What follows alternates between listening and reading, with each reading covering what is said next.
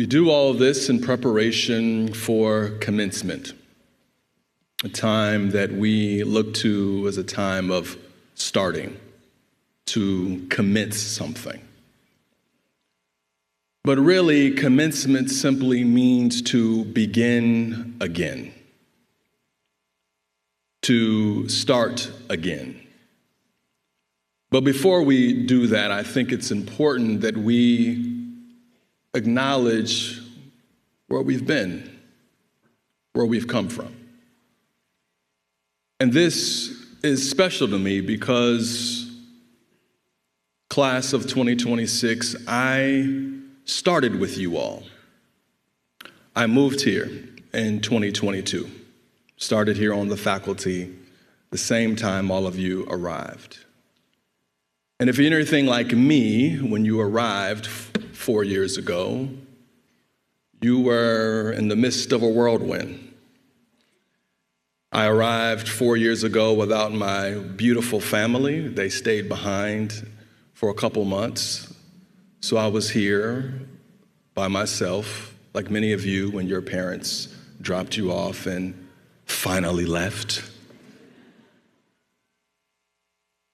And like you, I was trying to figure out the small things, right?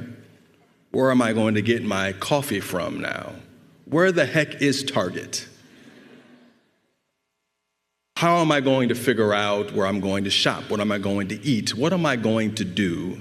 Did I pack my deodorant? You know, the important things. And then, of course, class of 2026, when all of that ran through my mind and I finally laid in this new bed that was to be my new home, the realness hits. I'm here by myself. I don't know anyone.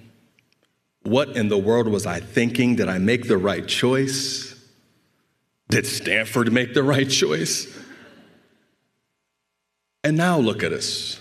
Here we are today looking good.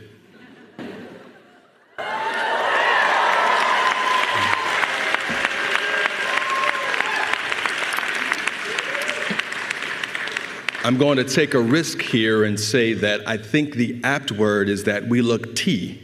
Did I get that right? For everyone who's not seated at the cool table, tea means you look hot, like a hot pot of tea. You look hot.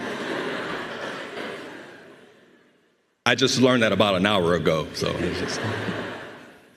I'm a cool kid, at least for the next 20 minutes. And we're able to stand here and look so good because of the life that you have built for yourself. Life is not starting after commencement. Life has already started, and you all have built a beautiful life here at Stanford. I like the way that Martin Luther King Jr. talks about building a complete life. He talks about it in 3 ways. He says there's the length of life, the breadth of life, and the height of life. Now, the length of life is not simply longevity. Longevity has its place. But the length of life is the push you make towards reaching your goals. And all of you here have, by virtue of the stoles you have on, have made progress on the length of life. You've started companies, you've received fellowships, you've received jobs, and also you've received that ultimate mythical thing called rest. You have accomplished so much in the length of life.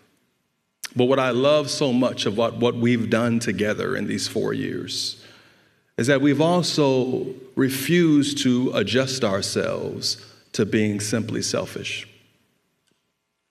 We've allowed ourselves, as King would say, to be maladjusted to certain things. Yes, you've adjusted yourself to a new climate, a new school, a new community, a new curriculum, but you decided to be maladjusted to selfishness. And you engaged in the breath of life by making community. I've been amazed at watching you all build community during this time. Things like on call, where you come and gather together and know that it's okay to not be okay. Graduate students have put together things called constructive conversations to help build community. Stanford votes, e pluribus, the list goes on and on and on. You've done so much to build the breadth of life, to reach out to make community. And finally, of course, there's the height of life. That is the reach towards transcendence. I've watched all of you do this, all the way from the increase in activism and activity and members in our religious and spiritual life. I've watched you do it through artwork. I've watched you do it through building community that goes beyond just those who think like you. You've done tremendous work in reaching the height of life. And so what I want you to remember when you get your diploma is that it is not just credentialing. It's not just something that says you've made tremendous strides in the length of life and now you have received a certain set of skills. Your diploma, your degree that you'll receive, is actually more of an artifact. It's a religious relic, it's a spiritual relic, and it testifies and bears testimony to all that you've built. I want you to recognize that that's what's in your hand, not just credentialing. It's actually a relic that you can look to time and time and time again as you begin again to remind yourself of all the amazing things you've accomplished, but also some of the losses and failures. And yet here you are, looking T. This is what your diploma means. This is what it means. It means to have something you can look to that will testify and speak back to you, that whatever the next stage throws at you, you can handle it. And this is how it should be. Because all of our sacred stories that we love, all of our sacred stories that we read, all of them testify to people who encounter difficult tasks, and the divine will ask them, what's in your hand? Our sacred texts tell us stories about Moses, who comes and says that he's slow of speech. And God asks him, what's in your hand? And Moses says, all I have is a staff. And Moses will use that staff to help free and liberate people.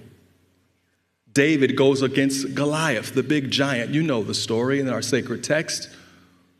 And David faces Goliath, and all he has in his hands are a couple smooth stones, and he uses those stones to slay Goliath.